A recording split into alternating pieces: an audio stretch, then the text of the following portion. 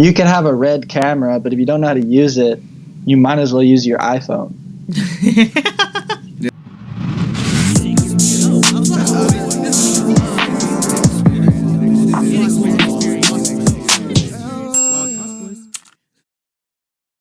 What's going on, guys? Lostboys, Inexperience. We are here today with none other than Falk FILMZ. Let's go. Make some noise for Falk FILMZ. Okay, so it's been forever since we talked.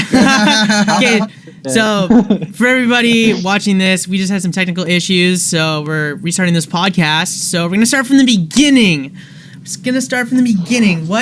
What do you do, Adrian, and how did you get into it? So I do music videos, and I got into it because, kind of two different ways. One of my friends in high school, they used to be part of the Lostboys, needed a music video, and I filmed skateboard videos. He was like, I was the only filmmaker or videographer that he knew, so he just asked me if I could do a quick music video, and I'd never done it before, so I was interested, and I did it, and it was sweet, but I didn't really know any other artists.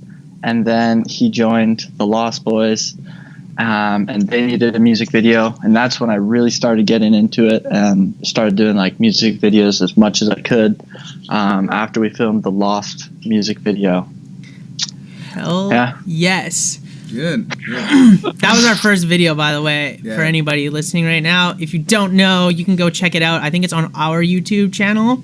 Yeah, I think so. But it's Lostboys Lost. It is the first video we ever put out. Yeah. And don't judge. The song isn't that sick, and the video's okay, but the video is not sick either. But the video's sick for me to look back on and see how much I've improved. Dude, me too, bro. And it's cool. It's cool to remember back then, but if you weren't part of it, then that video's really cringy and bad. But it was a lot of fun. I remember the shoot being fun and the feeling when we were promoting it, and we'd be posting it on Facebook and promote it on Facebook, and it got a lot of views and people were talking about it. I remember that part being really fun. Yeah, I remember that too. I have fond memories. I remember I don't think I had a car or something. You came and picked me up in the Subi. I think that was my first time in the Subi. And then I remember 2 weeks after that, I was forest firefighting that summer. Yeah. I went to Clearwater to go on a call, and everybody in Clearwater, because I used to live in Clearwater, and all my friends back in Clearwater were talking about the video, and you're like, you filmed that? You filmed the Lost Boys video? You're like, really? Yeah, that was me. Yeah, no big deal. That's crazy. I did not know that one. You didn't tell us that one earlier, did? That's a new one. I honestly just remembered that. That's so cool. Dude, I remember when we dropped that song or that video or whatever, I was sleeping in my apartment. And my house was you know how TRU, it's TRU and then it's Summit goes down. I was across from Summit, from that main road.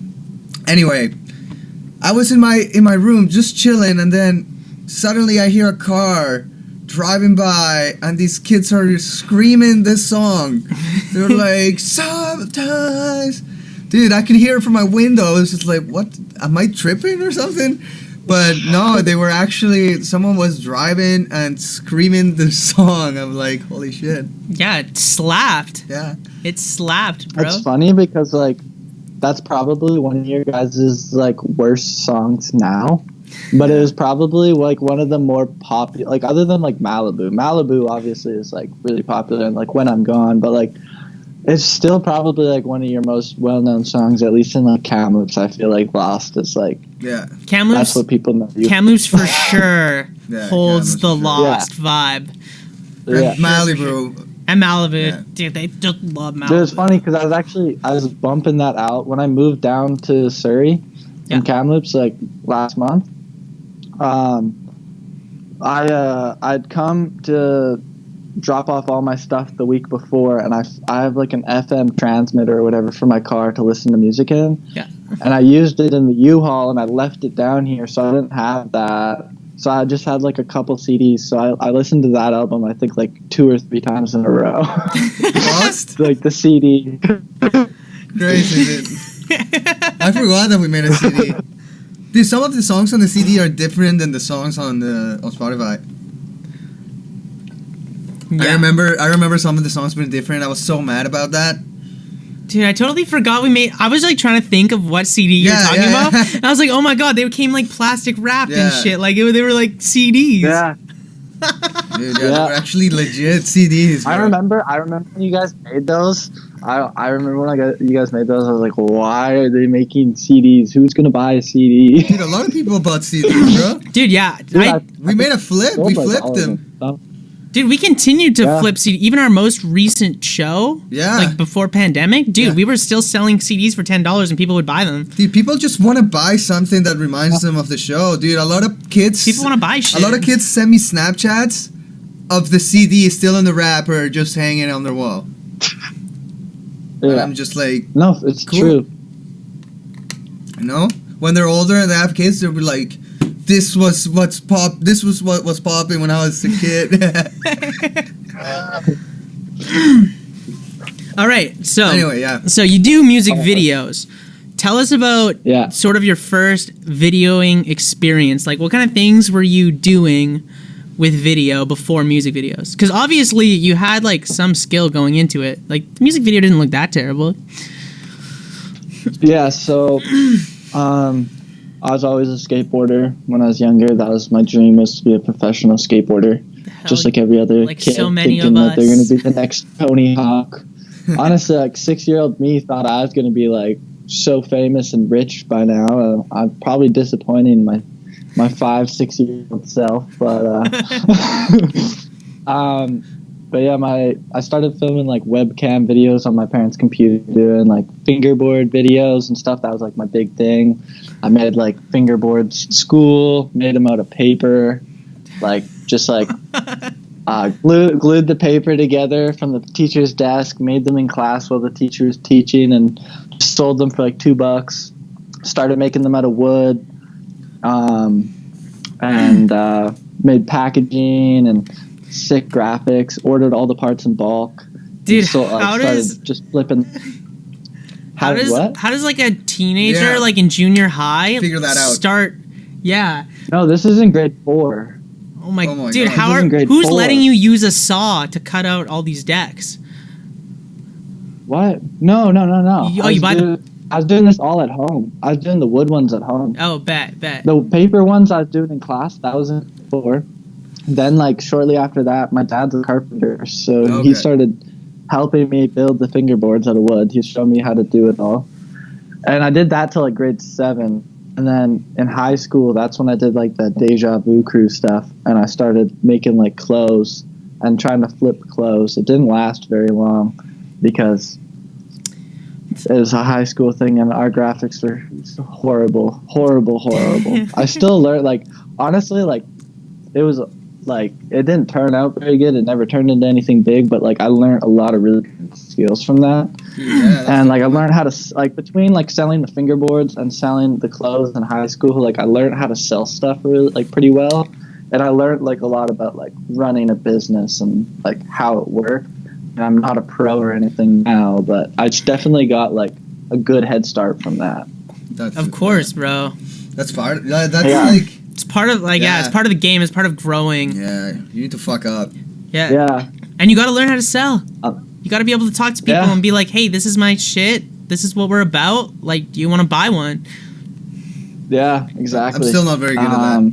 I don't even ask them if they want to buy it. I just ask them what size they are, and I put it in their hands. And then they're like, is it free? And I'm like, no, $25, dude. But they're like, thank you, bro. This means so much. This buys my next hamburger. I need to eat. Please buy this. We need gas money. Then from there, I started filming like more and more fingerboard videos. And then my dad and I went on a skate trip to Vancouver, like the island. Or I think we just did Vancouver that time, and hit a bunch of parks on the Lower Mainland. And he got like the first GoPro to film the whole trip. And I started filming him a little bit, and he filmed me. And at the end of the year, he like got a bunch of footage from the GoPro, and he made like a big like home video, like the whole like everything the family did that year, pretty much, like my sister's birthday party, that skate trip, a bunch of mountain biking, and I thought it was like so sick. And so my dad taught me how to like edit like my skate videos on Windows Live Movie Maker, and I spent like every day just learning. A year like after that, like that trip was in 2011, and then like a year after that, 2012, I started homeschooling for like 2 years, like just under 2 years. It was like a year and a half. And at that point, my dad gave me his computer and gave me the GoPro, and I started just skateboarding every single day, going to the indoor skate park Faction. And there was like one other kid that didn't go to school, and he went to Faction every single day, and he also had a GoPro. So we just both started filming each other every single day and making skate edits, and we were trying to get sponsored and stuff. Go. Sick. And that's when I really started getting into filming, just to try to get sponsored. And then also it was like my two main goals were like become a sponsored skateboarder and become like a YouTuber. And then my dad ended up getting a Canon T4i. I think I have it in my bag right over here. Yeah. And that he didn't let me use that for a while. He was a little nervous to let me use that. And then, but one day he finally kind of just gave it to me. And that's when like my videos started turning a little better. I started learning a bit more about cameras. And I used that all the way up until like this year, or I guess last year, when I got my A6600. Hell yeah. Yeah. And like throughout it was like mostly just skateboard stuff. I got like a few random jobs here and there once I started trying to like dip my toes in the water of filmmaking. Like I got really weird gigs. Like I filmed a couple birthday parties. Like just like straight up, I filmed a couple kids' birthday parties for like $100. Do you like chop up the edits for the parents too, or do you like send them the raw files, or both? No. I made like birthday party edits. That's cool, bro. Birthday party edits. That's actually a really cool edit, like a vlog. It wasn't even like a vlog. It was like cinematic clips of the whole birthday party with like music over top, like crazy. And like effects and stuff, and like they like the first one I rented, or the first birthday party they rented like this massive farm. Can't remember what it's called, but it's in Westside, the one with the big like rooster or whatever. Yeah. They had like this massive venue for this birthday party, and they had like so many kids. They're all just like playing football. They had like all these games set up. They had the lodge full of like catering and stuff. It was crazy. That's fire. I wish I had birthdays like that. What the hell? Me too. I actually did. And, I did. I had birthdays like that. And it was really cool because that first birthday party, it was for the person that I like got hired through. I was like a friend with on like Snapchat or something, and that's how they knew I did video. And her name's Brittany Boyd, and now she does movie makeup. She went to school to do like Hollywood makeup and stuff. So in the near future, you're gonna see her and I collabing on some music videos. Cool. Get some really cool effects. So that was a cool experience. Was she local out there, like in Van?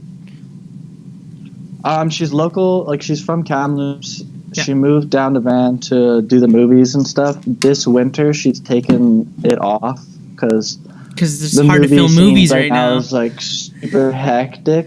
Yeah. So she took the winter off to go work at Sun Peaks and just have like a really chill winter. But yeah. And then like another couple random gigs I did was my dad worked at this like treatment center for like drug addiction and stuff like that. And they have the Gay Pride Parade down here, and that company has like a float in the Gay Pride Parade, so they hired me to film their float. I think two or 3 years in a row I filmed the float. And then I also filmed, they have like an after party that's called like Untoxicated. And it's like if you're not part of the culture, it's some really weird shit, like it's drag queens and stuff.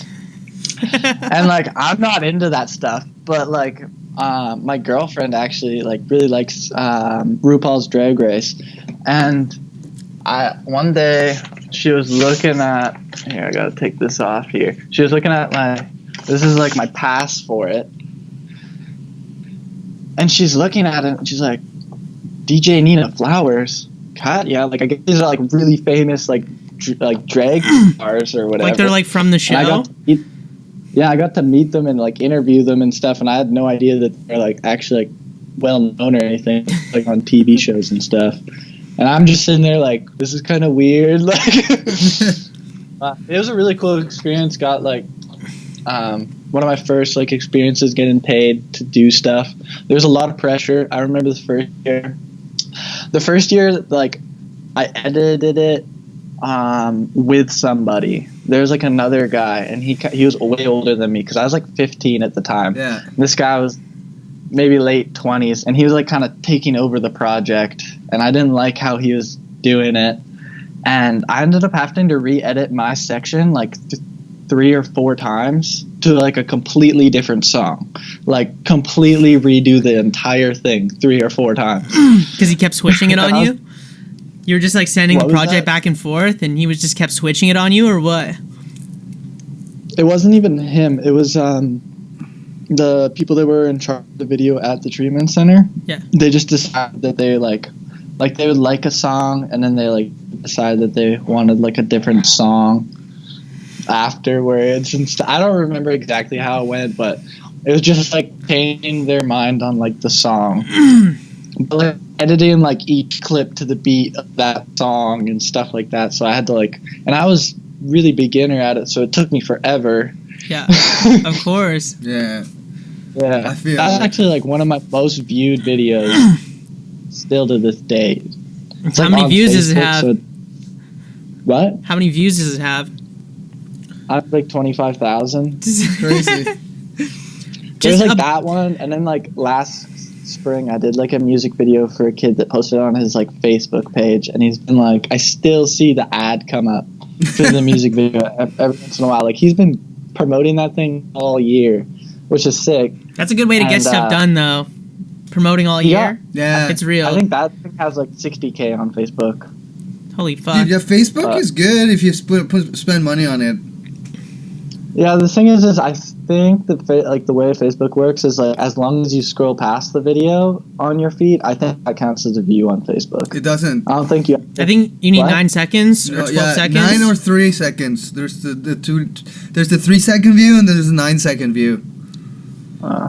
So either way, like I don't really count views because like it's just really easy to get lots of views on Facebook. I find it's not the same as like 20K or like 50K on Facebook is not the same as like 50K on like YouTube. Yeah.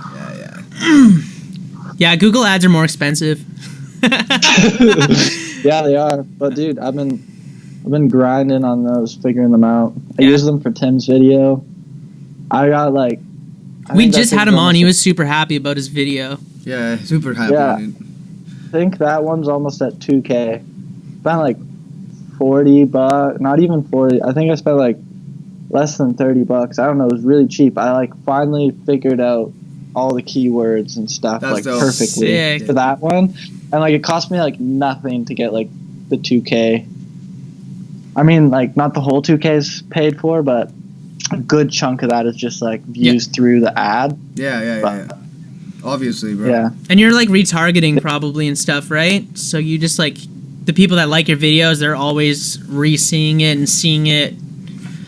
Yeah, I do. I don't really do it specifically targeted to I target it to the people that already have watched my content, yes, but I also mostly, like for like Tim's video, I targeted people that are interested in artists that make similar music to him. So like other artists that already are getting like 40K, 50K in like the same niche of music as him, I targeted like that audience. Sick. And that worked out like really good.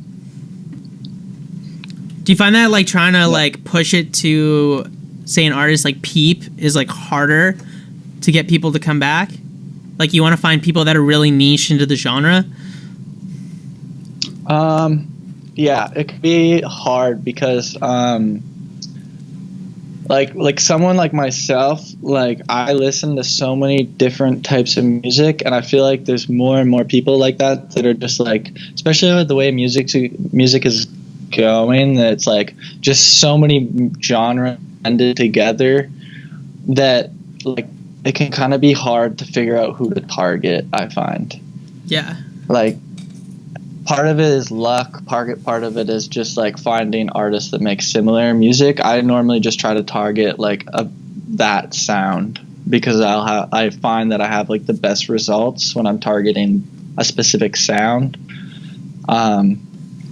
But it's like back and forth because sometimes I'll do an ad and I'll try to make the target like a bit bigger and it'll work out good, and then other times I'll make the target bigger and it just gets nowhere. So it's like back and forth between trying to figure out how much to niche it and how much to keep it open. Because if you niche it down too far, then Google doesn't have enough to work with and doesn't push it very well. Yeah. But if you keep it too broad, then it doesn't get pushed to anybody that's interested at all. Yeah. So it's finding that happy medium with the niching. Marketing is hard. I think a lot of people think that marketing is easy, but it's like the hardest part. It's easy to make a song. It's easy to make a video. Dude, getting a million views is the hard part, you know? Yeah, that's the hardest part, is just breaking the ice of getting your name out. Yeah, it's so especially hard. The hardest part. Especially when like music or like making videos is already your thing, right? Like it's not that big of a deal if me and Diego have to go make a song. Like we've made lots of songs, we go make new song, you know? But like to like get it in front of new people, that's like a struggle. No matter how good you are at music, you're always going to struggle to get it in front of new people and a new audience and new people that might like it, you know? Mm-hmm. Yeah, the hardest part is finding the people that actually like it, because it's really like with all the algorithms and all that stuff, it's really easy to get people to see it, but it's really hard to find those people that really will actually like it. And like not just like it to play it once, like but will continue to like that love it and want to listen to it multiple times or watch every the video single song that drops. They want to listen to it. And dude, I'm honestly like dude, I'm 100% sure that there's a million kids out there that will love Lostboys music and will play it every single day. But finding them is really hard. There's 7 billion people in the world. There's got to be like 10 million. Like, And dude, like 1 million fans would change your fucking life. Yeah. Like, dude, 10,000 real hardcore fans would change your life. Dude, if I could get to like 50K true fans of my videos, that's a good enough for me. Yeah, that'd like that's a lot. That's a lot. Dude, like we have like a small hardcore fan base and they've been streaming the fuck out of us this year. They've been really pushing good to us. Dude, they've just been nonstop listening to Lostboys. I love them. What's up. Yeah, we had the most successful week of streams we've ever had on Spotify this week. Today, actually. Specifically today. Like, you know, our Spotify listeners don't go up that much, you know? They went up like 40 since we started dropping again this year. I think it's more like 100, because I think we were 440, now we're 520. Okay, 100. Anyway. Dude, but our streams are just crazy. And like, you know, like we literally have 500 kids that listen to our music on repeat. Pretty much nonstop. Yeah. Which is sick. Yeah, that's sick. I need that for my videos. Yeah. It's hard. Like that's why I'm trying to get like artists into the idea of having my music videos posted to my channel. Yeah. Because I want to build like my channel into like a little hub of like underground artists. Yeah. Like the same thing that like Overcast or like Lyrical Lemonade's doing, where their music videos are posted there. And I just want to build like Falk FILMZ into like its own. It's not just like just videography. Like I want to do a lot more than that, but I got to focus on like one area at a time. Otherwise, I keep like every few months I'll be like, oh, I'm gonna do like this and this and this, and then like I start trying to do it all, and then I get nowhere with any of it. Yeah, so like bro. that's where I have to bring myself back to like, okay, you got to focus just on the videos, and then you can focus on this other stuff. But you should definitely do like. I think like merch makes sense for you, even soon-ish, like with shipping now and stuff. Yeah. Like, dude, merch makes sense for Falk FILMZ. I think you already have experience in it. Dude, I think one day throwing events could be an amazing thing for you, like taking your artists that you've been pushing. That's exactly what I want to do. Is I want to have live events that are like presented by Adrian or Falk FILMZ or whatever, like, hosted by Falk FILMZ. And I've talked to, just the other day, I talked to one of my homies that's in school right now for music production and stuff, and he's like learning all about like putting together live events and doing the sound for live events and stuff. And that's what he wants to get into, is doing shows and stuff like that. So I think in the future, when all this COVID stuff is over, you'll see a Falk FILMZ show. Good. But in the future, that was like another thing that I was thinking about when I was in Kamloops, is like my family owns a lot of real estate. So like my dad and I were talking about like finding a spot that we owned that we could just have like live events consistently. But Kamloops is just so small. Yeah, Kamloops is not worth it. That, like, if that was the case down here, we owned a bunch of real estate or something down here, then like I feel like it'd be definitely happening. But Kamloops, it's a little sketchy. Yeah. I feel like the lower mainland down there, you know, you have more customers, I guess. Like, you have more people that will more likely come to your show. Like, you can't have a weekly show in Kamloops, man. There's just not enough people for that. Yeah. The thing is, though, is I've been talking to artists down here, and they say that it's actually harder to get people to come to shows down here than it is in, like, Kamloops or something like that, because there's so many big shows here and so much stuff happening that people don't want to take the time to come listen to artists that have, like, 1,000 followers on Instagram. But these artists, like, I don't think I've seen them come to Kamloops to do a show. How would they know that it's easier here? You know? Yeah, if it came to Kamloops, you would know about it. Just kidding. No, like the one producer I was talking to, he had played at 1 or 2 shows in Kelowna, and he said it was like way different there than like shows he played here, and like the audience was just way more into it, and like yeah. We have good luck. We have good luck in smaller towns. Yeah, we do have good luck in smaller towns. We've never played a city, so I don't know what it's like. I'm not saying that they're wrong. I'm just saying that Winnipeg and Calgary. Yeah, dude, we did play Winnipeg and Calgary, and it was lit. It was sick. Like, maybe Vancouver culture is just not into the underground shit. I think maybe it's because like people don't have like fans, as opposed to people who just like know about them and listen to their music. Like, there's a difference from like, oh, I know him, he makes music, like, yeah, this song's cool, and then being like, I fucking listen to his music every day. You know, there's a difference between like fans and then like casual listeners. Yeah, I feel like there's also a difference between like, did this guy go to a show? Like, did he perform at a show? Or was it his show? Like, was it? Yeah, that makes a big difference. Like, let's say at a show. Yeah, let's say rapper, like, you know, the rapper, I don't know, Kenny Beats. I don't know this first thing. Kenny Beats. You know, he goes and plays a show for, you know, Not That Cool Entertainment. And Not That Cool Entertainment has all these rappers playing, and, you know, like, is it one of those shows, or is it a Kenny Beats show? Is he the one organizing it? Is he the one doing everything? I think that's a big difference, you know, like. Yeah, that's true. And as an artist, you go way harder if it's your show. Yeah, dude, if it's a Lostboys show, like, I'm out there, like, trying to sell tickets to people. I'm like, hey, come to my show. It's our show, like, blah, blah, blah. Yeah. And, like, when we get booked on somebody else's show, it's pretty, like... Make a story. We're like, yeah, we'll make a story. Like, you know, we'll get paid our little monies, and we'll get the fuck out of here. Yeah. Yeah. And then, like, the cool thing is that, like, when it's your show, people go there to see you. They don't go there to... Yeah, they want to support you. They come to see you, and that's when the audience is sick. That's when the audience is dope. That's when the audience sings your songs with you. Yeah. And you grow your fan base, so... But I don't know, we've never played in Vancouver, so we don't know what's like down there, so... We'll have to wait and see. Well, hopefully 2021. Yeah. It's looking less and less, but they're saying vaccines by September, which means it could be like a winter tour, like a November end of October, November. Just a quick 20-pack. I don't think this summer's going to be it, but unfortunately. I just hope there's more government funding because I'm trying to stay at home and make more music.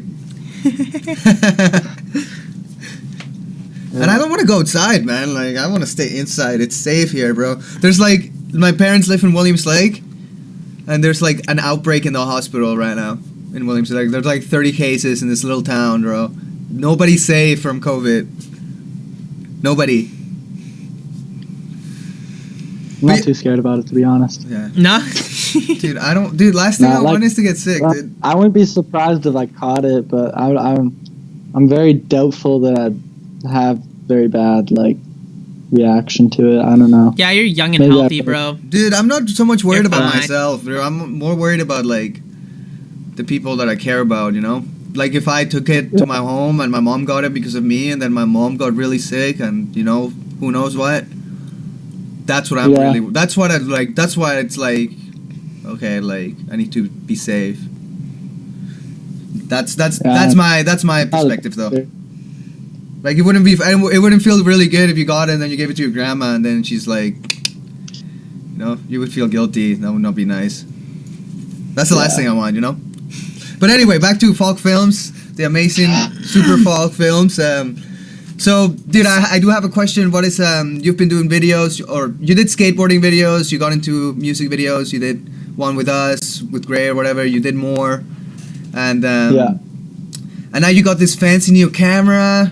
And you moved to the big city in Vancouver, so like, what is like your future plans for Falk FILMZ other than like, you know, building your brand or whatever? Like what are your plans?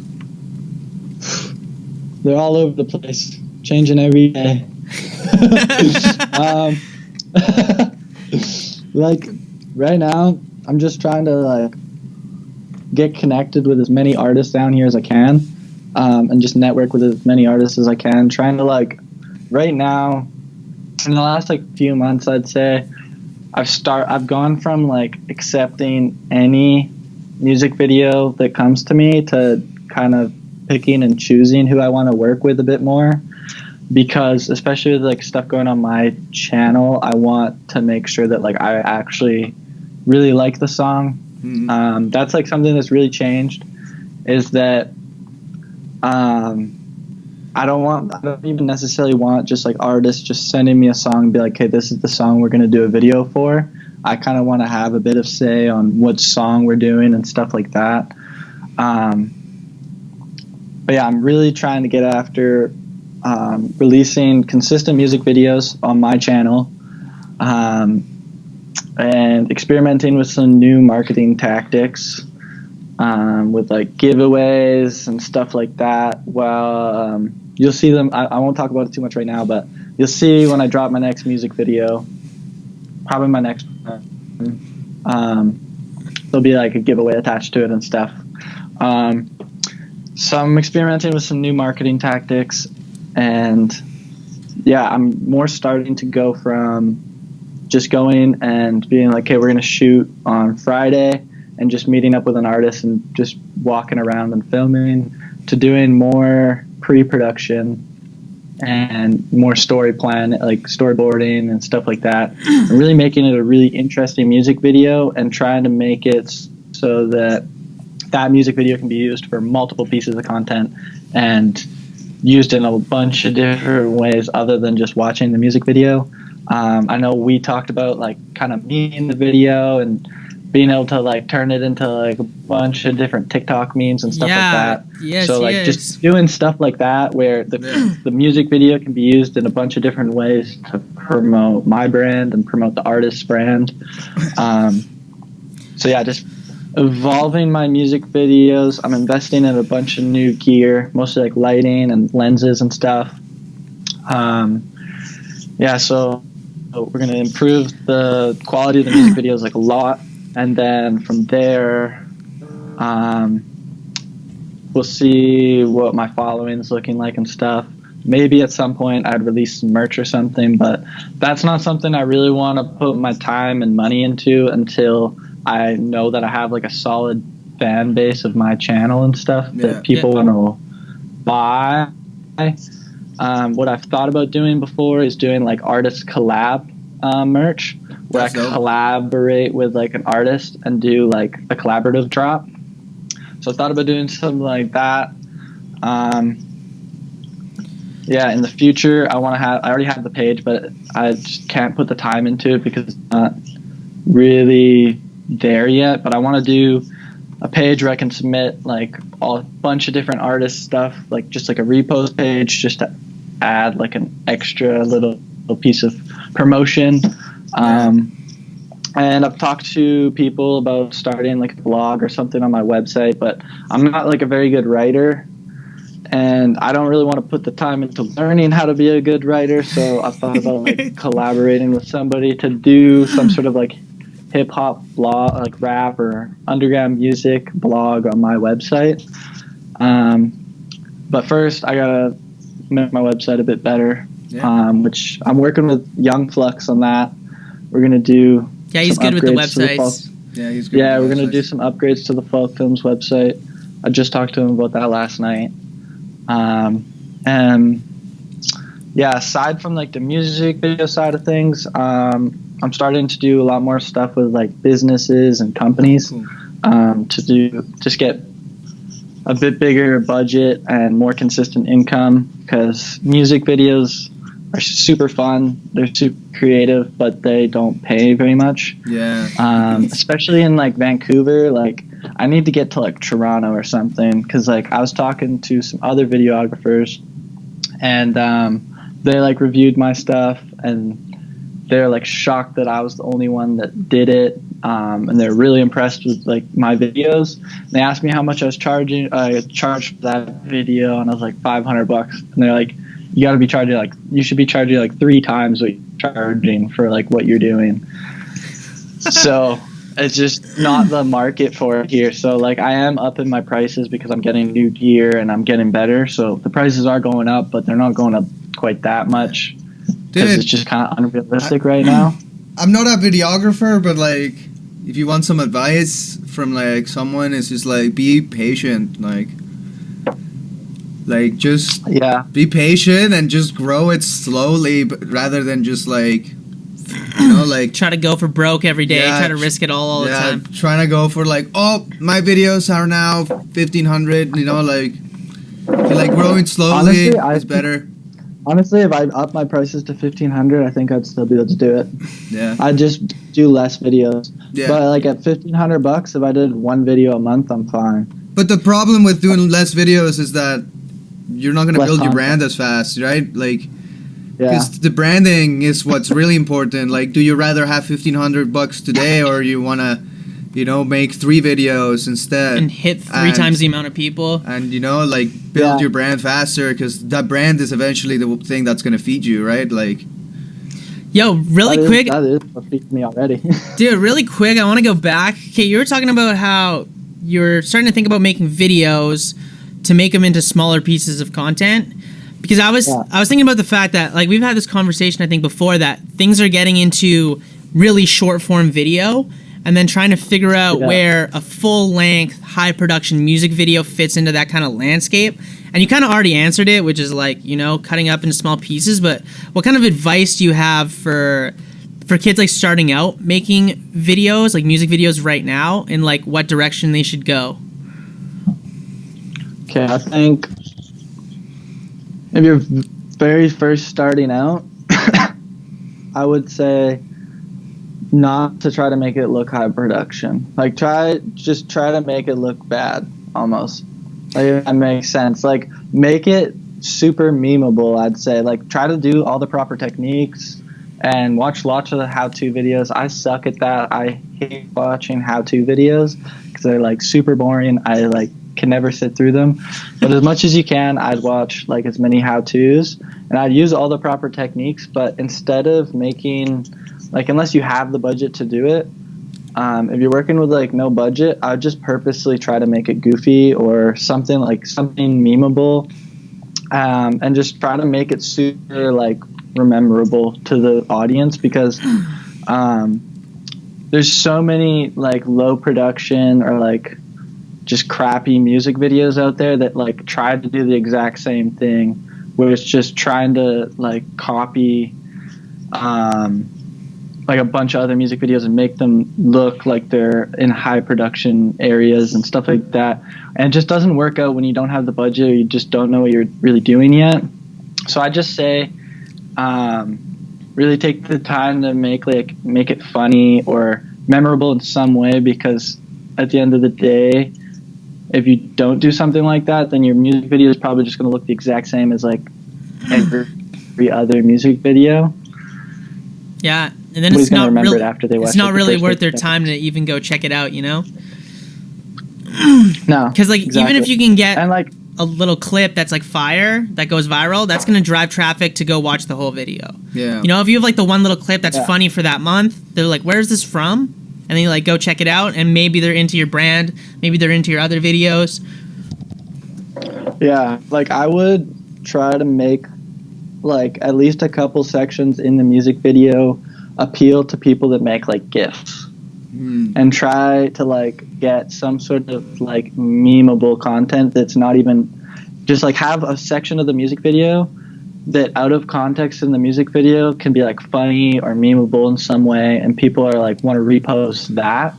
Because if people keep seeing that like one clip, then they might be interested to go and check out the video or figure out like there's going to be this like curiosity of like where did this come from? Like what is this? So that's when they're going to go look, like try to dig on the internet for it and try to find it, is when there's like curiosity behind it. Because if somebody just sees you like in a dark room with like a blue light and you're just rapping, like it looks sick, but it's not gonna. You're not. Like, it can look sick, and people can go check it out, but it's not like a memeable piece of content. And not every video, I guess, like not everybody wants that, but just making some sort of memorable content or a memorable piece of content in the music video. Dude, we were talking about you wanting to get more into like storytelling and like. Or meme or whatever kind of music videos, more than just like action or whatever videos. Yeah. Dude, I don't know if you listen to Machine Gun Kelly, but I'm like a huge fan or whatever. I don't know if you watched like his musical movie, but if you haven't watched it yet, dude, you have to go watch it. Movie. Huh? I don't know if I've seen the musical movie. It's a musical, bro. It's like all right. It's pretty much, you know how he released that album, Downfalls, Takes to My Downfall? Yeah. It's the whole, it's a video, it's a music video for the whole album, but there's a story behind it. There's scenes in it. Dude, I was telling you guys, remember when I was telling you guys that like a year ago that I wanted to do something like that? Yeah. Like do a music video for an entire EP in one video? Yeah. But anyway, dude, you have to go watch this because it's like, because you're a videographer. So like you will see, it'll hype you up. You will see crazy things because it's really good. I watched it twice, dude. It's like an hour long. It's really good, and I gotta go check that out. Just wanted to say that you should go check it out because it's really sick, and I'm a Machine Gun Kelly fan. Like, yeah, I'm definitely gonna check that out. And like it's crazy to see. Like I'm surprised that not more big artists like him are doing innovative things like that. Because right now nobody's touring, they're not doing anything. Like these bigger artists should be using this time like him to grow their brand like crazy. Because I haven't seen anybody else do anything innovative like that recently. Like for the big artists. Yeah, could you imagine if Drake or The Weeknd did a whole album music video like an hour and 10 minutes long? It would be insane. Yeah, or anything like that, like pretty much anything like that, like. But Machine Gun Kelly does have a number one right now, so he is pretty big at this moment. He's definitely trending right now. Like he didn't take, he didn't take the pandemic and was just like, oh shit, I guess I just chill and make music. He just like went out of his way to make something completely different and just crushed the pandemic, Yeah. And like I feel like a lot of big artists didn't do that, and they should have. Maybe the 2021 pandemic, they'll do it. It's our pandemic, dude. What are you talking about? Yeah, we're ramping up in this pandemic now. Like in the second half of this thing, dude. Like we have like lots of music dropping. We have like all like the extra content, the behind the beats, the behind the lyrics, the we started doing videos of when we're actually recording these songs to like look back and like add that content in too, of like when we're actually writing and recording it. So like we're just trying to put out hella content. We started doing a lot more YouTube stuff. And streams are going up, so we're still in the process of trying to make our YouTube video into consumable bite-sized content for TikTok, because like we have our little formula for TikTok already that works to drive streams and like promote the new thing, but we're trying to figure out how to make all the platforms feed into each other. Yeah, we're just not quite there yet. Yeah, but we'll figure it out. Yeah, that's sick. I haven't figured out the TikTok thing yet. Dude, you have to, because Instagram's dead, bro. Made like a couple TikToks before. Dude, your TikToks are fucking hilarious. What do you mean? Yeah, your TikToks are funny. The one where you're like pretending to be a rapper and you're like, how much for a project? And you're like, 500, and you're like, never mind. Dude, you do it for free, bro. I go cloud. Dude, when you're doing that one with the broom, that one's so funny, dude. It's so fucking funny. Dude, that's on a different account. It sucks because I deleted TikTok, and then I couldn't remember my login for that account. Dude, I'm on my like 4th TikTok account, and it sucks because like my very first one, I got my account banned because I had like weed. I think I was like smoking a joint or something in my TikTok, and like I didn't know that like as soon as you had like weed or anything in your TikTok, it just permanently banned you. So like my cell phone number is still connected to that banned account, so I can't. On my new accounts, I can't message people on TikTok. That sucks, dude. Gotta get a new number, bro. Get a new number. Dude, you have to get on TikTok, just from my perspective, because, dude, Instagram's like dying. Like, all the people that are really supportive and are gonna support your brand and stuff are not necessarily gonna be your friends. And I feel like on Instagram, it's mostly just your friends, and they're just gonna get bitter when they see you doing well. But, like, that's just a personal experience. Dude, if I go to Instagram right now and I go to... Dude, how do you go... Dude, it's super hard to post nowadays on Instagram. I don't even... If I go to live, I can see there's 77 followers active on Instagram right now, out of my 2,000. And if I go to TikTok and I go to hit live, it tells me I have 5,000 followers active. So like, obviously we have a pretty inflated TikTok number because we had a viral video, but still 77 followers are active on Instagram right now. That's nothing out of my 2,800. That's like 10%, not even 10%. It's like 1% are active. That means like Instagram's just like there's not that many people on there. But out of 40,000 people that follow us, 5,000 of them are active. It's like 1 in 8. Dude, and like our reach is not as good as it used to be. Like we'll post a picture and they won't even reach 1,000 people, and it's just like, what do you mean? We have like 3,000 followers. How is it not reaching 1,000 people? Yeah, dude, we're losing followers every day on Instagram. That too. From posting. Yeah. We're active and we're losing followers. Yeah, it makes no sense, man. Dude, I was looking at my analytics on my Instagram like, the other week, and like through like the past month, I lost like 50 followers or something. Yeah. And I gained 75. Like, it's so weird. Dude, we must have lost like 300 followers and made 200 back. Yeah, I think that's what happened. Since like after Christmas. Yeah. It's pretty gross. But it is what it is. Like, I'm not so worried about Instagram anymore because I hate Instagram. I think it's like toxic and it's trash and I fucking hate it.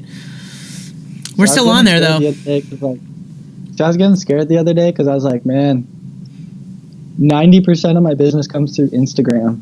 But it's different for you because you're going to an artist, right? I think DMs are still super powerful on Instagram. Yeah. And that's why I think it'll exist forever, is because the DM feature is like really clean. You know, it's nice. Yeah. You like DMing on Insta. I think that still exists and exists forever. But like, dude, posting or like having something get pushed from Instagram, especially like organically, does not exist anymore. Dude, yeah, if you want to grow your Instagram, you gotta go on TikTok. That's literally the game, the way now, dude. The only reason we gain followers on Instagram is because of TikTok. Yeah. If we post on Instagram, we just lose followers. It is what it is. Wow. Like, I just wanted to tell you that you should get on TikTok, and I know it's a hard grind and it takes a while to get into it, but Dude, you're funny and clever, bro. If you really want to, like, you know, grow your brand, like, it's the place to be. And, like, you know, still go on Instagram and find your business there, but, like, you know, like, if you have, like, a following on TikTok and these people on TikTok go watch your videos on YouTube, that's something else you can offer to artists, you know? Yeah, it's true. All right, you got any last comments for us? Any, like, ideas, any thoughts you want to share?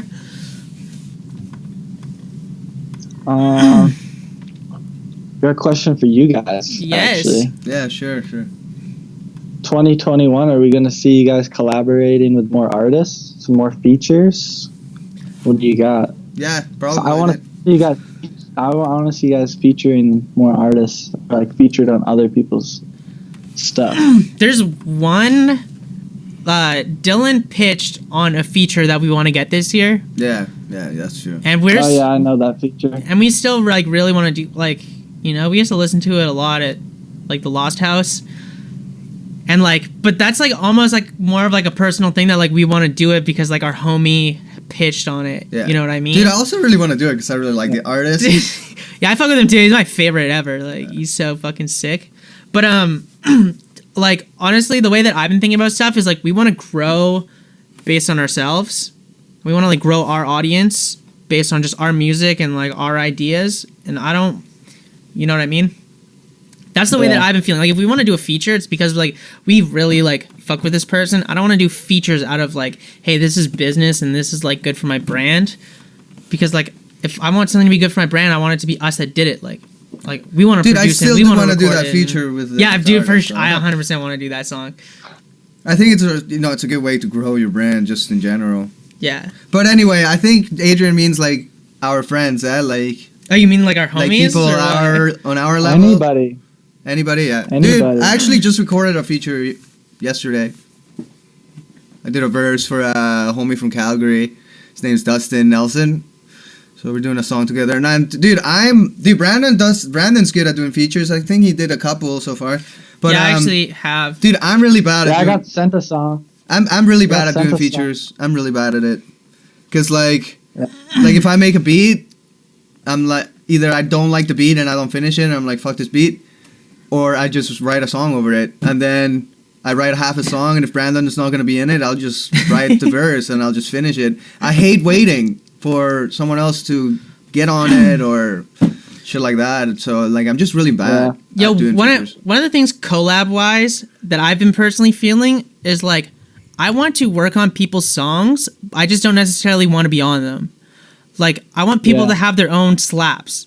Like, you know what I mean? Like, I want them to, like do their work and, like, make their art. And I want to just help, like, on the technical side or, like, on the producing side. Yeah. You know what I mean? And, like, help them push it and give them strategies to push it, like, through TikTok or little videos or whatever. Because, like, I don't want to like, give somebody something and be like, yeah, like, here, my TikTok followers will, like, smash the streams on this one. But then, like, you don't have the long tail end of this. Right? Because, like, I'm going to drop another song and they're going to go back to listening to Lostboys. Like, I want to, like, help you build your fan base and, like, build your thing. Yeah. Dude, one other thing. I got sent a song with you on it. Yeah. Yeah, I know, dude. I'm almost picked it for the video. Pardon me? I said I almost picked it for the video. Thanks. I don't know what song it is. But anyway, but then I was like, but then it's Brandon. I don't know. Do I really want to do another video with Brandon? Yeah, I know. I'm too much. I'm too much, I know. Dude, one more thing that I wanted to say is that for me, dude, like, when we did an album once, Artificial Happiness, we had, like, a lot of features in it.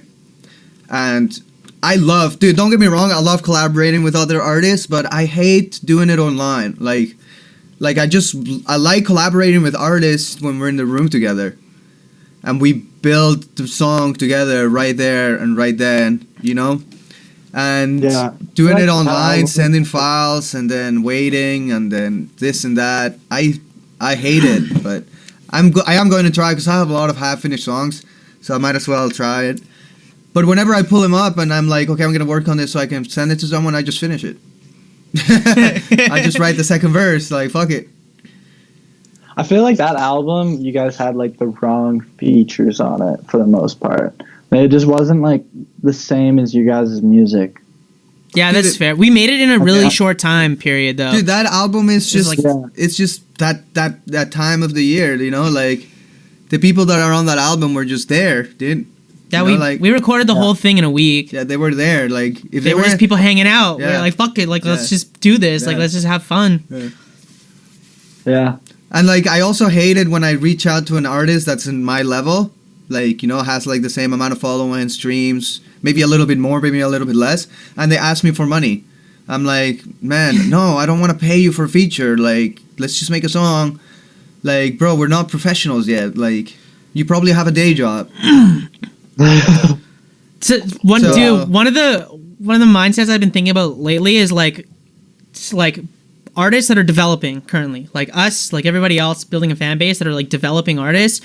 Dude, we have to all make money together. We cannot make money off of each other because the music economy will go to zero. Like, we have to make music together, make money together, and try to take away from like mainstream artists. We need to be like, hey, we made this song together, we're all promoting it, we want to take streams away from like the industry and like from the labels and stop taking money from each other, because the long tail end of that doesn't work. Because if the homie needs to pay you $100 for your feature, but he wants to make a lot of songs with you, then he has to go to work, which means that he has less time to make songs that you can feature on. You know what I mean? Yeah. So the economy eventually dries up. Like, it goes to, like, somebody has to lose. So instead of like artists, small artists, developing artists, like one of us having to lose, like, let's just work together and pull money out of the industry back to small artists, developing artists. I've been thinking about it a lot lately because I've been like trying to figure out like what I charge to like mix, and then like what I feel like I just want to mix because like I love this project or I love this song. But I'm trying to make money with people. I'm not really trying to make money from people. That's just my thing. That's just my thing in my head recently. But yeah, that's our. I'm the one that takes the money from the underground. You're in a different industry. My territory. Yeah. Dude, that's why I don't do that many music videos, you know? Dude, the capital for making a video is way more than a song, though, right? Like, making a video can be really expensive. The equipment is way more expensive. If you're an artist, dude, you have a mic and you have your laptop, you're fucking good to go. You know? Yeah. Like, I got really basic equipment, and I have like $15,000 worth of equipment. Yeah. Equipment is expensive in the video world. Dude, I'm dropping like another 5,000 on gear. I'm still gonna have like nothing. Dude, I'm trying to buy a camera. Basics. That's my next. That's my next big purchase. I'm trying to buy a camera because we're trying to upgrade the DIY videos from iPhone to an actual camera. but then if I want a camera, I need to buy a gimbal, and it's just like fuck, dude. Don't you have like a? We have a T3i. Yeah, like, but dude, I buy lenses. Oh, okay. For the T3i. Bet. I buy like 2 good lenses. Buy really good Canon lenses. And once you have those, then I buy a new body. Canon lenses are like the most compatible with like other Canon. They're compatible with like pretty much every other brand. You can get like a really good adapter for them. Okay. And like lenses hold value. Like if you bought like a lens like 10 years ago for like $1,000, it's gonna probably cost you to buy that same lens now, even though it's like 10 years old. It's probably gonna still be a similar price. Crazy. All right, thanks for the tip, bro. Sick. It's just like really good glass. That's what it is. It's really good glass, and that doesn't like, unless you like screw up the lens, it's still really good glass. The camera bodies, on the other hand, they have like so many different like new pieces of technology in them all the time that like those go out of date like super quick, and those like drop in value like every year pretty much. So then I just need a gimbal and some lenses then, I guess. Yeah, like I would say like get better lenses, then maybe get a gimbal. Then like if you're really feeling it and you really feel like you need to up the quality and like really want more features, then get a new body. But then you already have good lenses, because like right now to buy a new camera, you wouldn't want to use any of the lenses you have. I don't know what lenses you have, but I'm assuming they're like a kit lens or something like that. Yeah, we got the stock kit lens, bro. And you get a way better image quality, and you get a way better like product from having a shitty body and a good lens than having a really good body and a shitty lens. All right, bro. Like the lens, I guess it doesn't matter how good the body is if the lens is shit. Clip that. Clip that for the people that do videos and they need an advice. That's the intro right there. That's the intro to the video right there. That's some advice right there, bro. The wise Falk Films. The Falk Films, the wise. Because I made that mistake. Yeah. I made that mistake before. So you literally just made it. The camera body. Plus, also like, you get a new camera body, and like it's way more complicated to learn. Like you gotta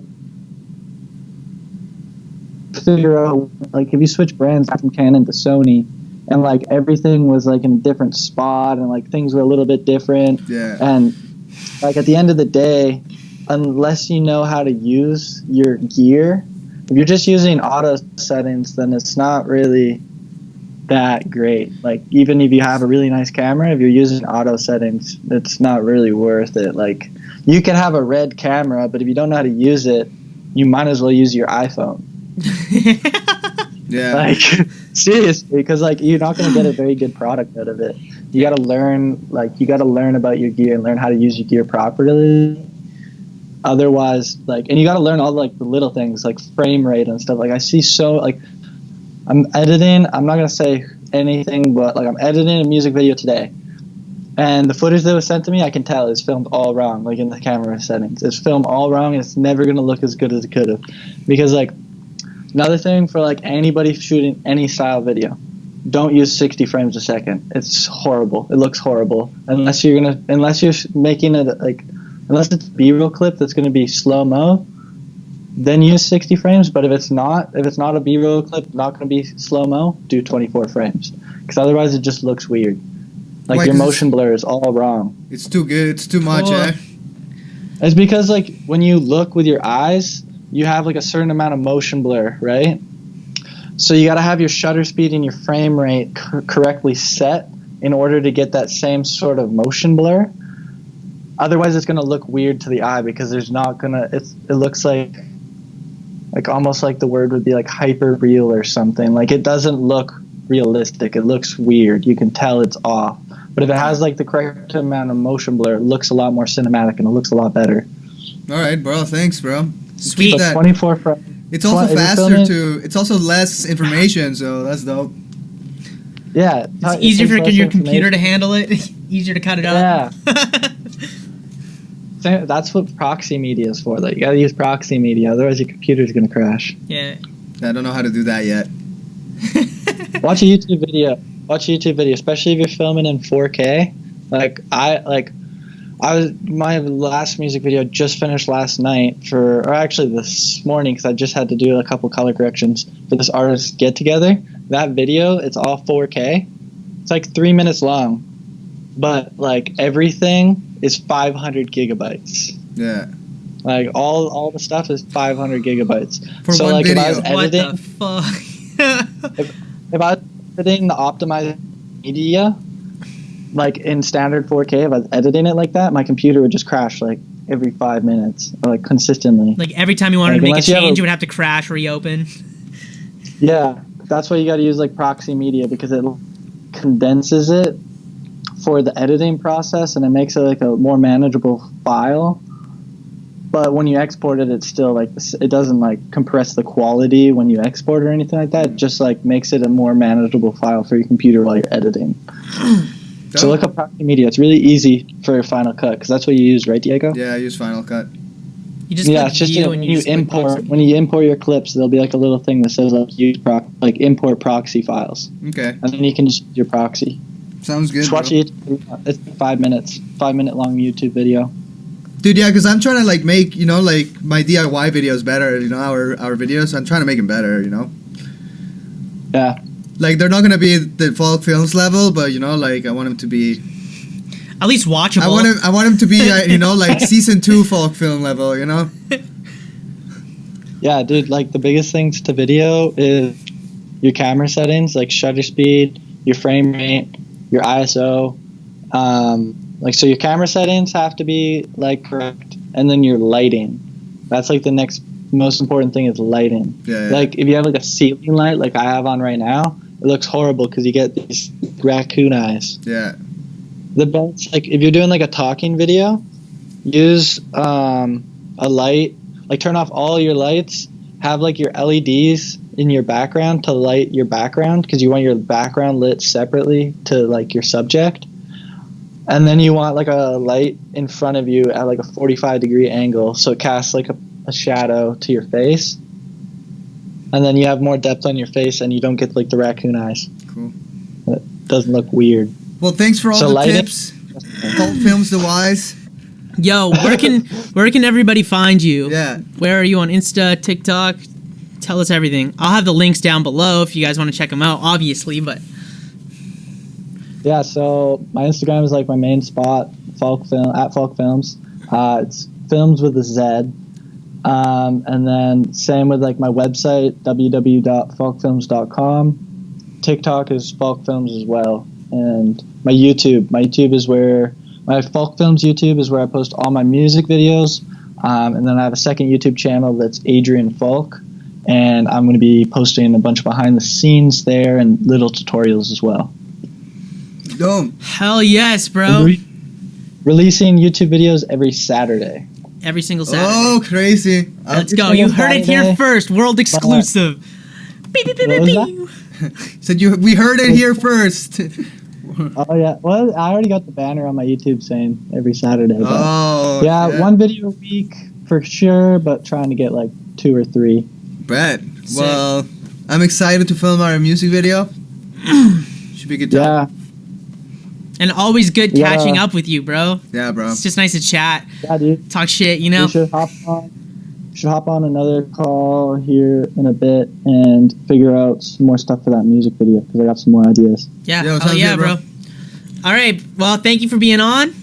This has been the Lostboys Inexperience podcast with Adrian Falk from Falk Films. Let's fucking go.